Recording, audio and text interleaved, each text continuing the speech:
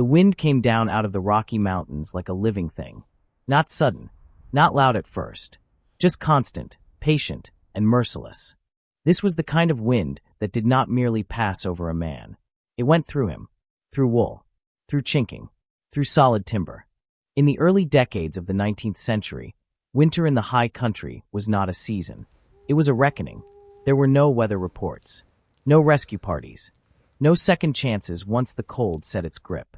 When the temperature fell and the north wind rose, every decision a man had made in summer was judged without mercy. How he had built, where he had built, what he had believed about warmth. Most mountain men built the same way. A single shell of logs stacked tight enough to keep out animals, but never tight enough to keep out moving air. Moss and clay pressed into the gaps. A stone hearth or iron stove burning, as hot as it could without cracking. When the wind stayed calm, these cabins felt adequate, almost comfortable. But when the storms came, when the air itself began to move with purpose, heat vanished faster than fire could replace it. Flames roared, chimneys glowed, and still the cold crept inward. Men woke to ice forming along interior walls. Water buckets froze within arm's reach of the stove. Breath hung thick in the air long after sunrise. Most believed the answer was simple. Burn more wood. Feed the fire harder. Fight winter head-on. Few stopped to consider that fire was not their real enemy. The wind was.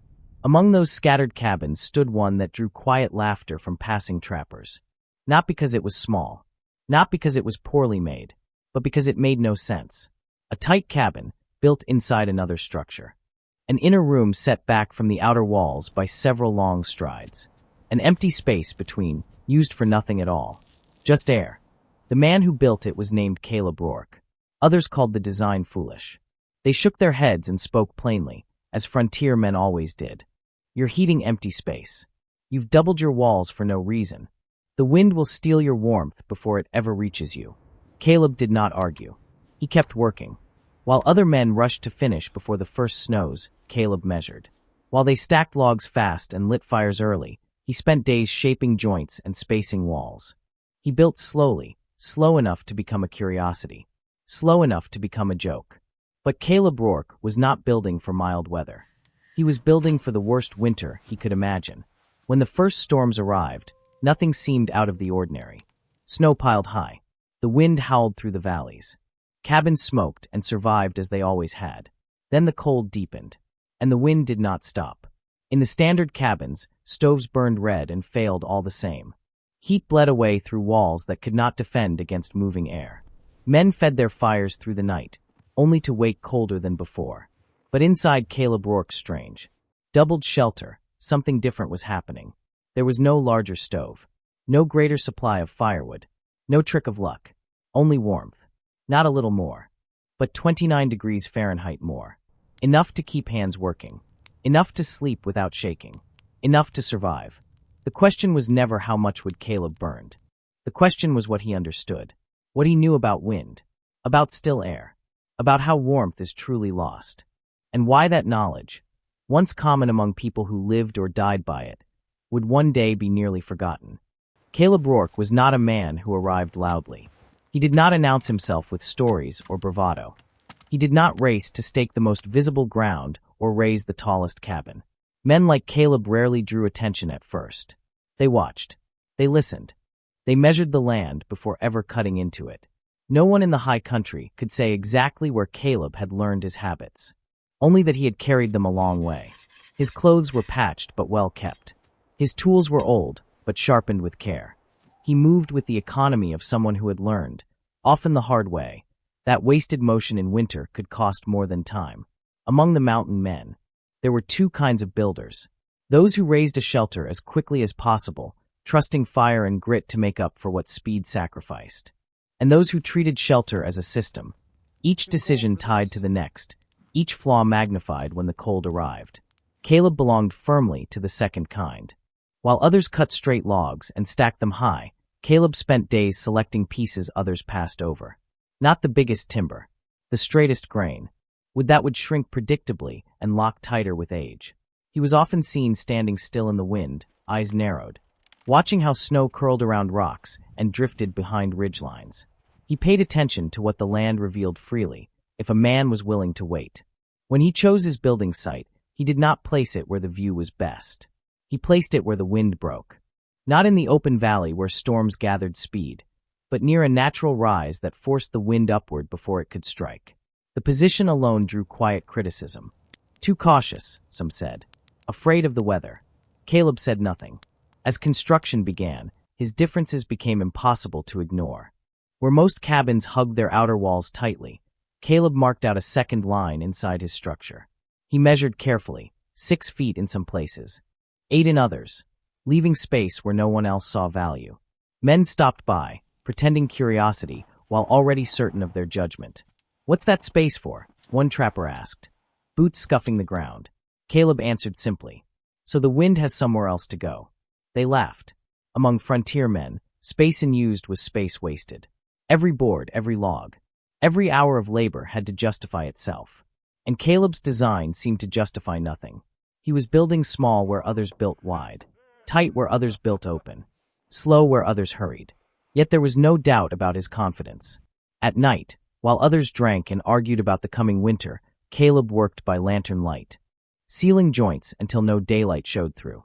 He fitted his inner walls as if they were the only ones that mattered, because to him they were. His stove placement revealed the same deliberate thinking.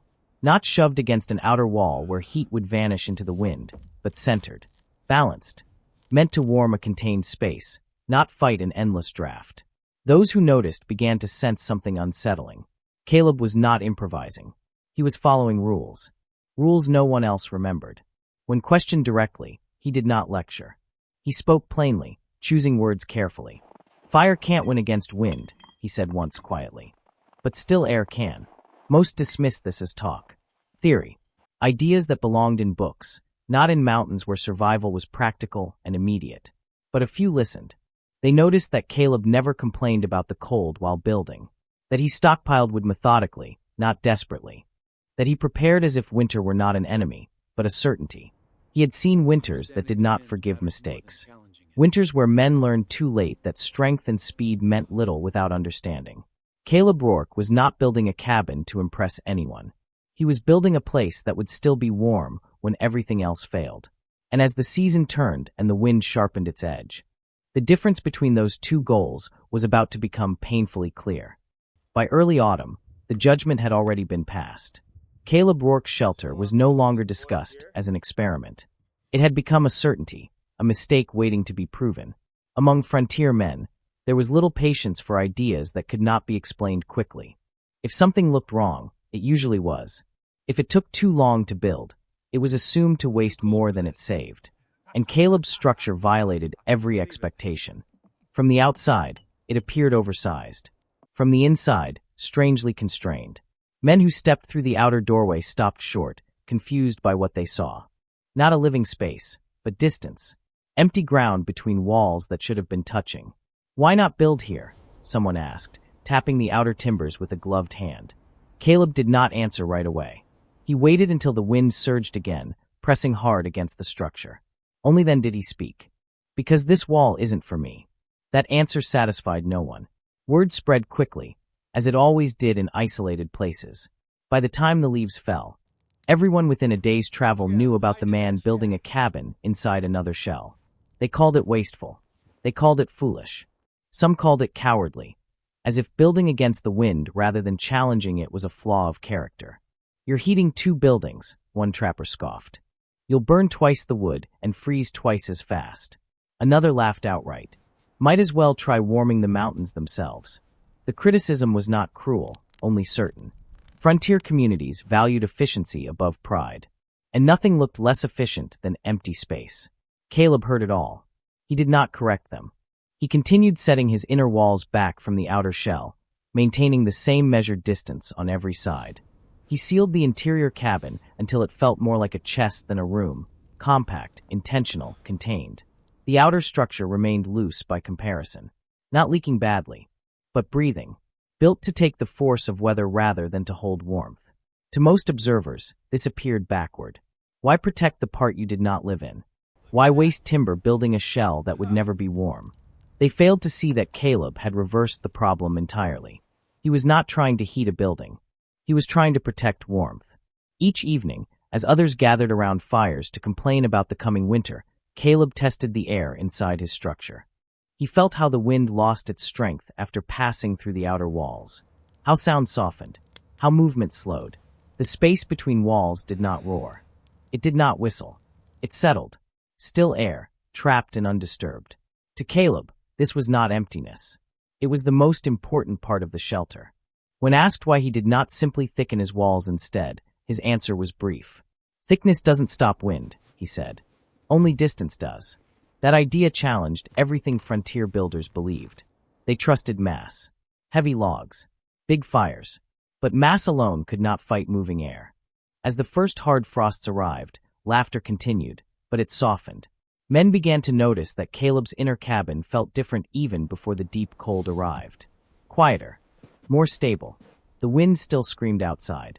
But inside the inner walls, it no longer felt present. Still, no one admitted doubt. The real test had not yet come. Winter always decided these arguments. And winter, when it arrived in the high country, did not care who had been right in theory.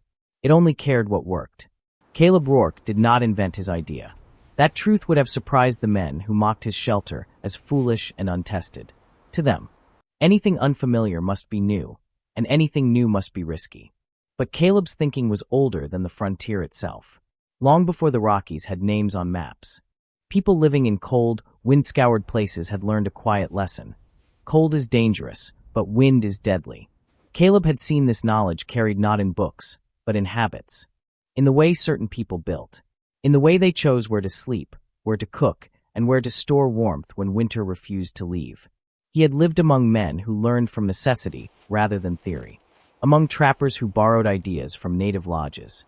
Among settlers who brought fragments of old-world building traditions across oceans and then across plains. They rarely explained what they knew. They simply repeated what had worked. Caleb remembered earthen homes dug into hillsides, where the ground itself absorbed the violence of the wind. He remembered sod walls layered thick, not to impress, but to slow the movement of air. He remembered shared structures, people and animals under one roof, not out of comfort, but because body heat mattered when fuel was scarce. In all of these places, the principle was the same. You did not expose your living space directly to the weather. You hid it. You gave the wind something else to fight first. Frontier cabins, however, were built for speed. Claims had to be proven quickly. Shelter was something to complete, not something to refine. Men stacked logs fast, chinked the gaps, and trusted that fire would do the rest. And for many winters, that approach worked, just well enough to survive. But it worked by luck, not by design. Caleb understood something most had forgotten or never learned. Warmth is fragile. It does not disappear because wood is thin. It disappears because air moves. A moving current strips heat away layer by layer, faster than flame can replace it. This is why a calm, cold night feels survivable, and why a windy one can kill. What Caleb built into his shelter was not complexity. It was protection from movement. The outer shell existed to take the violence. The inner cabin existed to hold what little warmth a man could afford. Between them, stillness. This idea was ancient.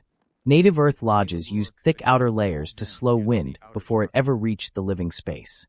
European house barns placed families behind layers of structure and animals, creating pockets of warmth that lasted through months of cold. Even tents, when built well, relied more on blocking airflow than on heavy material. Caleb had absorbed these lessons slowly, over years of observation. He did not name them. He did not measure them. He trusted them. To the men around him, heat was something you made. To Caleb, heat was something you kept. That difference mattered more than any stove. When he sealed his inner cabin tight and left space beyond it untouched, he was not wasting effort. He was restoring a way of thinking that frontier speed had erased. And as winter approached, that forgotten knowledge was about to face a test far harsher than theory or argument. Because the mountains were not interested in opinions. They were interested in outcomes. Caleb Rourke would never have called it science. He had no words for equations, no interest in naming forces he could not see. But he understood results. And winter always revealed the truth. Most men believed heat disappeared because walls were thin. That the solution was heavier logs, thicker stone, larger fires. Caleb knew better. Heat did not leave his neighbors' cabins because the wood was weak. It left because the air would not stay still. Inside a typical cabin, the stove burned hard. Warm air rose. Cold air rushed in low, drawn through every crack and joint. The wind outside did not simply press against the walls. It pulled. It pulled warm air out. It pulled cold air in.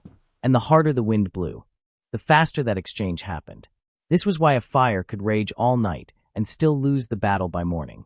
Caleb's design broke that cycle. The outer shell of his shelter took the full force of the storm. Wind struck it, slowed and scattered. By the time air reached the space between walls, it had lost its speed, its purpose.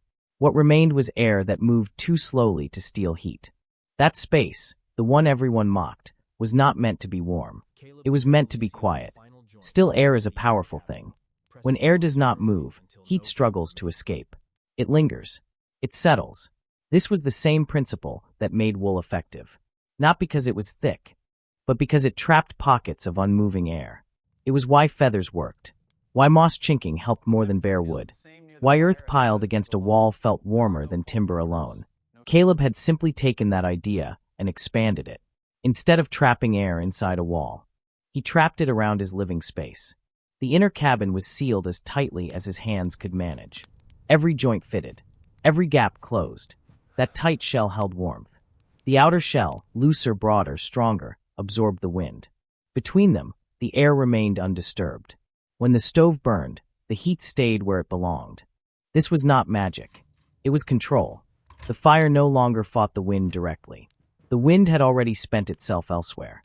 Men who visited noticed something they could not explain. The cabin did not feel hot and cold by turns. It felt steady. In other shelters, temperatures swung wildly. Roaring heat near the stove, bitter cold at the walls. In Caleb's cabin, warmth spread evenly. Not abundant, but sufficient, because heat loss had slowed. The stove did not need to win. It only needed to last. That was the secret no one else saw. Most frontier shelters were built like shields, thick, heavy, and exposed. Caleb's was built like clothing, layered, flexible, and protected. By keeping the wind from touching his warmth, he reduced the enemy before the fight began. And when winter deepened, that difference would grow from comfort into survival. Winter did not arrive all at once. It tested the land first. Frost came early, creeping across the valleys before dawn and lingering long after sunrise. The ground hardened. Streams slowed, then stilled. Men noticed how the wind changed. Not louder, sharper. More deliberate. The first real cold settled in without ceremony.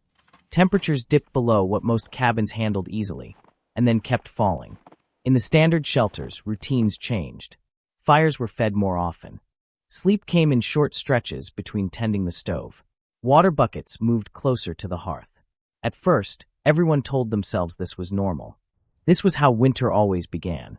But as days passed, the cold did not loosen its hold. The wind pressed harder against every exposed wall, probing for weakness. And it found plenty. Inside most cabins, warmth became uneven. Near the stove, men worked without gloves. A few steps away, breath fogged the air.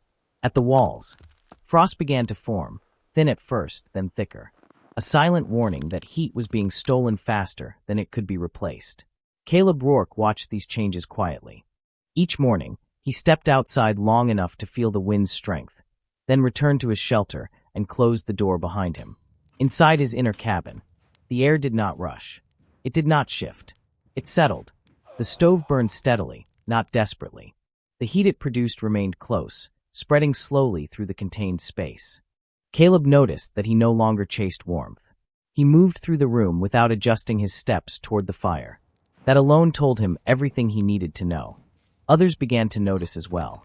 Men stopping by to borrow tools lingered longer than necessary. They stood near the doorway, then stepped fully inside, surprised by what they felt. Not heat, but absence of cold. It was subtle. There was no blast of warmth. No sudden relief. Just a steady, livable stillness. Some dismissed it as temporary. Early winter luck. Others grew uneasy. They compared wood piles. Cabins built the usual way were already consuming fuel at an alarming rate.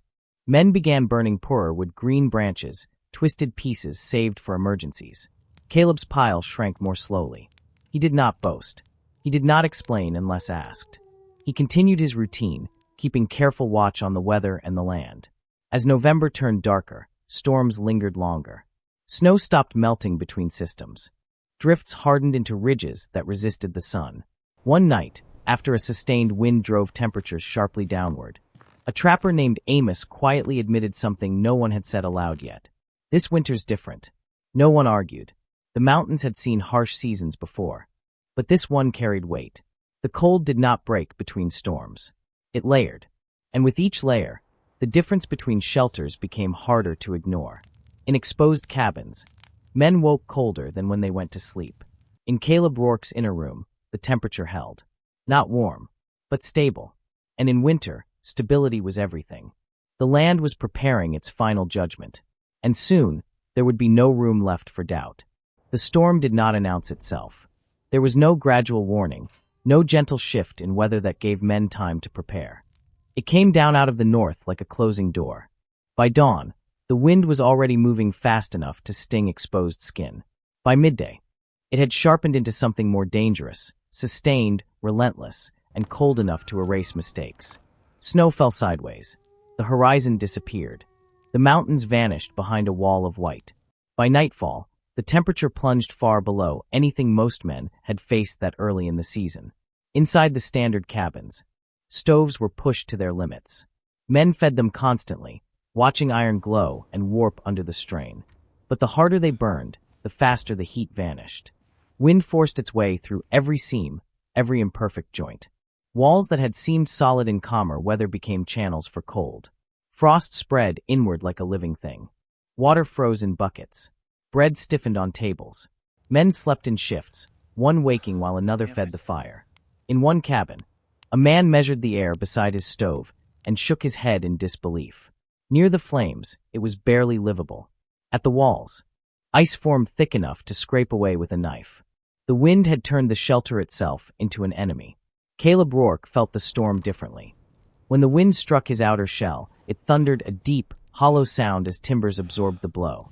Snow piled hard against the windward side, sealing gaps and adding weight. But inside the inner cabin, the air barely moved. The stove burned with purpose, not desperation. Heat rose, spread, and stayed. Caleb checked his thermometer and stared at the number longer than usual. The difference was no longer small. Outside, the cold was lethal. In exposed cabins, interior temperatures hovered near freezing, or worse. Inside Caleb's shelter, the air held nearly 30 degrees warmer. Not comfortable by modern standards, but survivable. And survival was no longer theoretical. Late that night, there was a knock at the outer door. Not confident, not steady. A man stood outside, face burned raw by wind, carrying a child wrapped in blankets. Behind him, another figure leaned forward against the storm. They did not explain. They did not need to. Caleb opened the door and waved them inside. The moment they crossed into the space between walls, the wind fell away. Not gone, but broken. By the time they reached the inner cabin, the child's breathing slowed. Hands unclenched. Tears froze on lashes and did not return. Before morning, others came. Men who had laughed weeks earlier now spoke little. Pride had no place left to stand. Caleb's shelter became what it had always been built to be. Not proof of a point, but a place that worked. Inside, coats were removed. Food was cooked. Life continued. Outside, the storm raged for days. Cabins failed quietly across the valley. Some remained standing but unlivable. Others collapsed under drifting snow and wind pressure. When the storm finally broke, the land looked scoured and emptied. Men emerged from shelters changed by what they had seen. The argument was over. Not because anyone admitted fault, but because winter had spoken, and winter had been clear. When the wind finally loosened its grip, it did not leave quietly. It pulled away in stages, as if reluctant to release the land it had tested so thoroughly. Snow still drifted across the ground, hardened now into ridges and waves. The air remained bitter, but it no longer cut like a blade. Men stepped outside cautiously, surveying what remained. Cabins stood where they had stood before, but many of them had failed in ways that were not immediately visible. Walls were intact, roofs unbroken. Yet inside, frost-coated timbers, tools lay frozen to benches, and the smell of cold iron lingered. Structures had survived. Shelter had not. The difference mattered. Caleb Rourke did not step out to collect praise. He opened his doors, helped those who needed it, and returned to his routines. But the valley had changed. The laughter was gone. Men who once spoke with certainty now asked questions carefully, as if afraid of missing something essential. They walked the perimeter of Caleb's shelter, counting steps between walls. They studied where snow had piled and where it had been scoured away. They noticed how the outer shell bore the scars of the storm, and how the inner cabin showed none. One man finally asked what others had been circling around. "How far back did you set it?" Caleb answered without hesitation. "Far enough that the wind runs out of strength before it gets close." Another asked why the outer walls were not sealed tighter. "So they can breathe," Caleb said. "Rock comes faster than cold if you trap moisture." There was no lecture, no claim of superiority, only explanations offered plainly, as one man speaking to another. Those who had taken refuge during the storm remembered the transition most clearly. The moment when the wind stopped pushing against their bodies. The moment when the cold stopped chasing them from corner to corner. They had crossed thresholds they could feel, first into calm, then into warmth. That experience carried more weight than any argument. One of the men who had mocked the design earlier stood quietly near the inner wall, running his hand along the timber. "I thought space was wasted," he said. "I didn't know it could be used like this." Caleb nodded. "Space doesn't have to be filled," he replied. "Sometimes it has to be protected."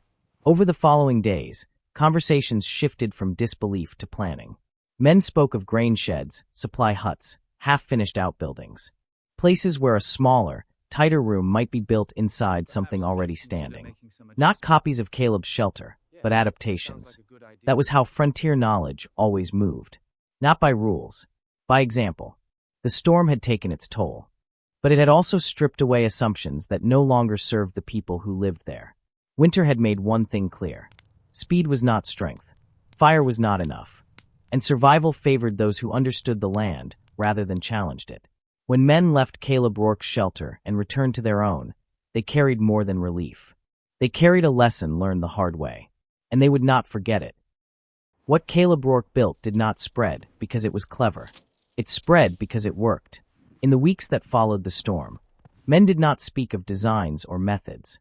They spoke of nights slept without fear, of fires that lasted longer, of shelters that no longer betrayed them when the wind returned. A few began quietly changing the way they built. One man framed a tight sleeping room inside an old supply shed. Another stacked an outer wind wall around his existing cabin, leaving space instead of filling it. A third packed straw and brush between two layers of rough boards, careful not to compress it. None of these shelters looked impressive. None would have drawn attention in summer. But when the wind rose again, they held. This was how frontier knowledge moved when it survived at all. Not as doctrine, but as imitation. Men copied what they had seen save lives. And yet, even as these ideas took root locally, they were already slipping away. The frontier was changing. Trade routes expanded. Settlements grew. Speed replaced patience.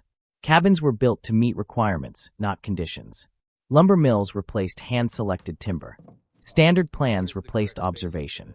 As generations passed, the quiet understanding that wind mattered more than cold faded from memory. Shelters grew thinner, not smarter. Fires grew larger, not more efficient. What Caleb Rourke knew, what people before him had known instinctively, was pushed aside in favor of uniform solutions that worked well enough most of the time. But most of the time had never been how winter judged survival. Decades later, builders would rediscover these principles and give them new names. They would speak of thermal envelopes, of buffer zones, of air sealing and wind protection. They would measure what Caleb had felt. They would calculate what he had trusted. And they would be surprised to learn that the answers were not new at all. They had been standing quietly in the mountains for generations, waiting to be remembered. Caleb Rourke did not leave plans behind. He did not write manuals or claim recognition. He left something more durable. An example. One winter, one shelter. And a difference large enough to change minds. The frontier nearly forgot that lesson. But winter never did. The frontier was never conquered by force. It was endured. Men did not survive the mountains because they were stronger than the cold or louder than the wind. They survived because they learned when to stop fighting and start listening. Caleb Rourke understood that. He did not try to overpower winter. He stepped aside and let it spend its strength elsewhere. His shelter was not impressive to look at. It did not promise comfort. It did not pretend to be clever. It simply worked. And in a land where failure meant freezing, that was enough. The warmest cabins on the frontier were rarely the largest ones. They were the ones that understood where heat was lost and how to keep it. They respected the wind. They gave it something to strike that was not the heart of the home. That way of thinking once guided how people built, traveled, and lived in hard places. It was knowledge earned slowly, paid for with cold nights and narrow escapes. Over time, it faded. Modern walls grew thinner but more uniform. Fires burned hotter. But against problems they were never meant to solve. Yet the principle remains unchanged. Still air is warmth. Movement is loss. What Caleb Rourke practiced in the mountains was not an invention. It was a remembrance. A reminder that survival is not about speed or strength, but understanding. And that the past still has something to teach those willing to listen. Because winter has not changed. And neither has the wind.